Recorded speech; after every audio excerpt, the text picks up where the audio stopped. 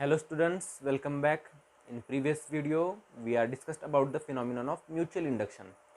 Now in this video, we are going to study transformer. We are going to study transformer. जसं की आपण या आधीच्या व्हिडिओमध्ये पाहिलं होतं, म्युच्युअल इंडक्शनसाठी आपण दोन कॉइल्स घेतल्या होत्या. प्रायमरी कॉइलमधला करंट चेंज केल्यानंतर सेकंडरी कॉइलमध्ये EMF काय होत होता, इंड्यूस होत होता. म्हणजे due to change in current in primary coil, EMF induced in secondary coil. त्याचंच ॲप्लिकेशन म्हणजे त्याचाच वापर करून हे डिव्हाइस बनवलेलं आहे ट्रान्सफॉर्मर. सगळ्यात सुरुवातीला आपण बघू ट्रान्सफॉर्मर कुठे यूज करतात, म्हणजे ट्रान्सफॉर्मरचा नक्की यूज काय. तर काही डिव्हाइसेसला आपल्याला लो व्होल्टेज लागतं. जसं की एक्झाम्पल घ्यायचं म्हणाल तर मोबाईल चार्जिंग. मोबाईल चार्जरसाठी आपल्याला कमी व्होल्टेज पाहिजे, परंतु आपला जो AC सप्लाय आहे ते व्होल्टेज जास्त असतं. बरोबर, AC सप्लायचं व्होल्टेज काय असतं, जास्त. मग तेवढं व्होल्टेज त्या डिव्हाइससाठी रिक्वायर्ड नाही आहे. मग आपल्याला काय करायचं, त्या व्होल्टेजला कमी करायचं आहे. बरोबर, मग व्होल्टेज एकतर आपल्याला कमी करायचं असेल किंवा काही डिव्हाइसेसला जरा व्होल्टेज आपल्याला जास्ती पाहिजे असेल तर त्यावेळेस आपल्याला काय करायचं, व्होल्टेज वाढवायचं आहे. मग त्या ठिकाणी काय यूज करतात, तर ट्रान्सफॉर्मरचा यूज करतात. बरोबर, त्या ठिकाणी काय करतात, ट्रान्सफॉर्मरचा यूज. म्हणजे जेवढं आपल्याला व्होल्टेज रिक्वायर्ड आहे तेवढं व्होल्टेज आपण या ट्रान्सफॉर्मरचा यूज करून काय करू शकतो, घेऊ शकतो. हा ट्रान्सफॉर्मर. आता नेक्स्ट, ट्रान्सफॉर्मर कशावरती बेस्ड आहे, तर म्युच्युअल इंडक्शनवरती बेस्ड आहे. म्हणजे म्युच्युअल इंडक्शनचा वापर करून ट्रान्सफॉर्मर डिव्हाइस बनवलेला आहे. मग याच्यामध्ये जसं की म्युच्युअल इंडक्शनमध्ये आपल्याला दोन कॉइल्स लागतात.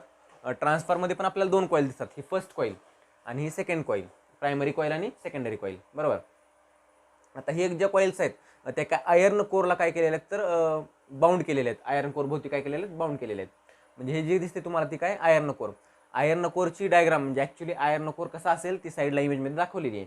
आयर्न कोर कसा असेल तर त्या इमेजमध्ये तुम्हाला दिसतंय की आयर्नचा जो ब्लॉक आहे हा एक स्क्वेअर आहे, मध्ये हा एम्प्टी स्पेस आहे, हा स्क्वेअर आहे. त्याच्यामध्ये तुम्हाला असे पीसेस दिसतील, हे छोटे छोटे पीसेस, मेटल पीसेस काय केलेले आहेत, कनेक्ट केलेले आहेत.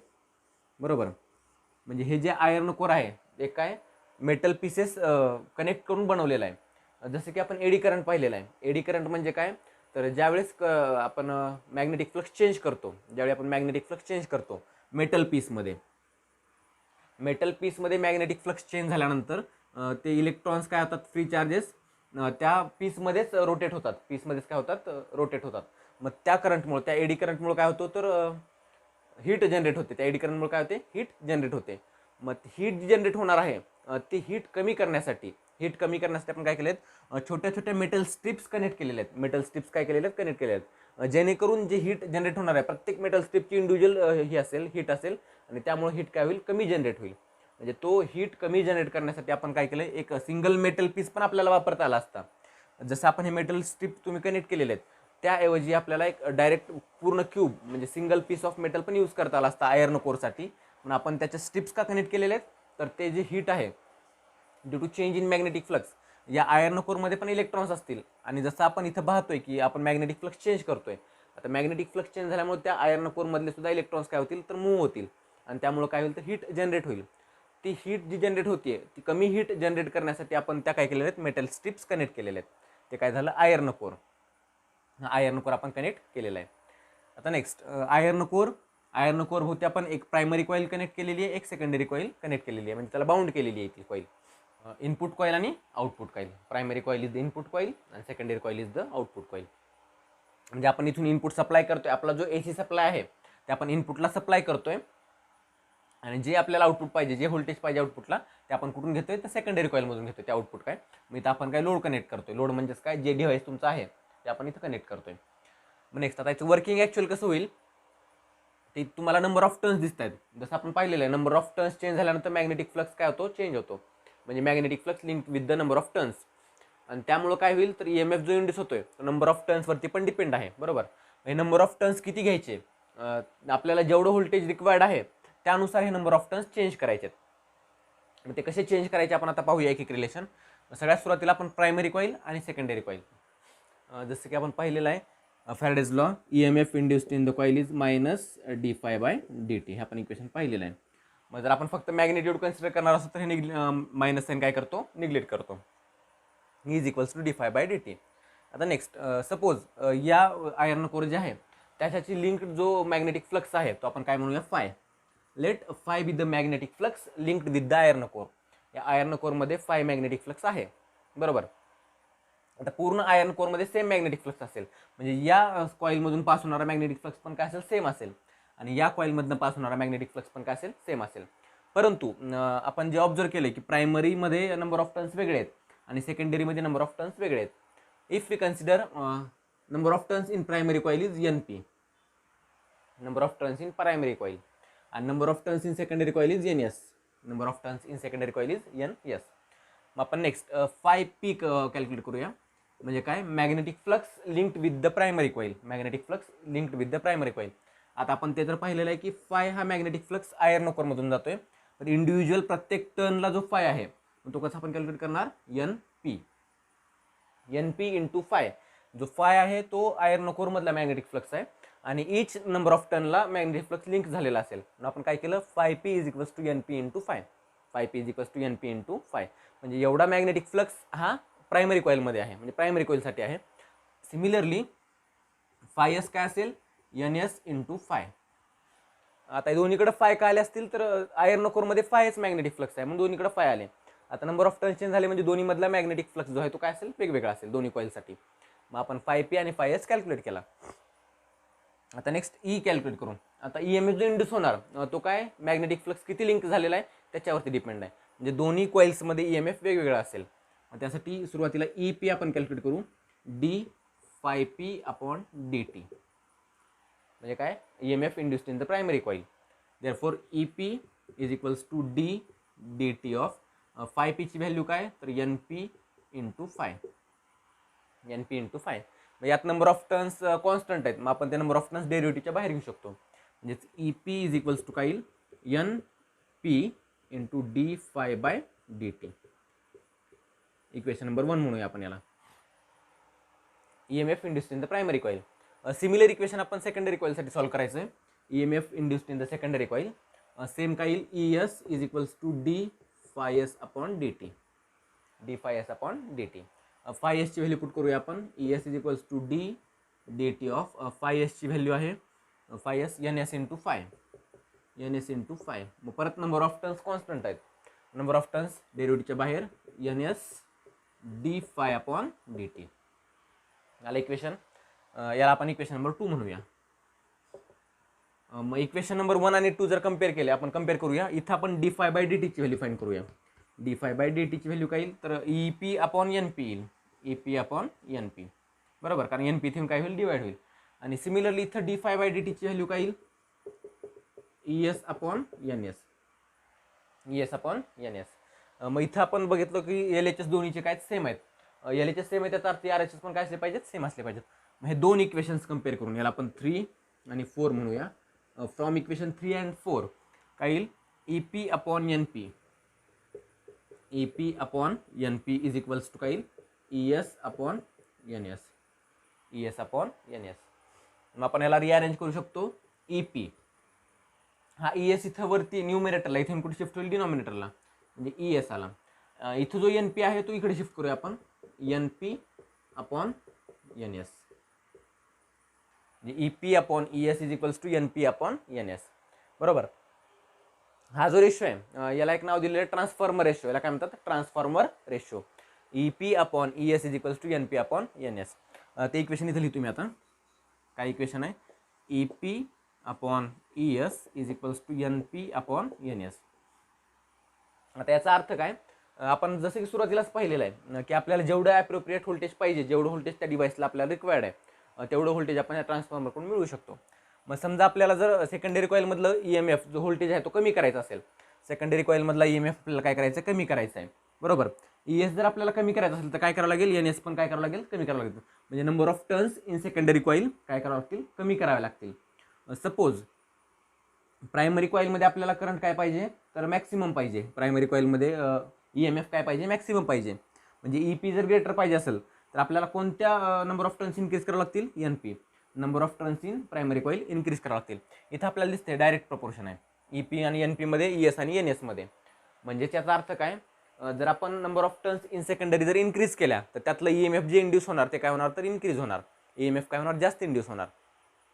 आणि आपण number of turns in secondary कमी केल्या तर ई एम एफ काय होईल, कमी होईल. जसं आपल्याला ई एम एफ पाहिजे आउटपुटमध्ये त्यानुसार आपण त्याच्या नंबर ऑफ टर्न्स कमी किंवा जास्त करू शकतो. नंबर ऑफ टर्न्स जर कमी केल्या आउटपुट व्होल्टेज कमी असेल, नंबर ऑफ टर्न्स वाढवल्या आउटपुट व्होल्टेज काय असेल, जास्त असेल, या रिलेशनवरून. EP वाढवायचा असेल तर आपल्याला NP काय करावं लागेल, इन्क्रीज करावं लागेल. ES इन्क्रीज करायचं असेल तर NS इन्क्रीज करावं लागेल. Direct proportion.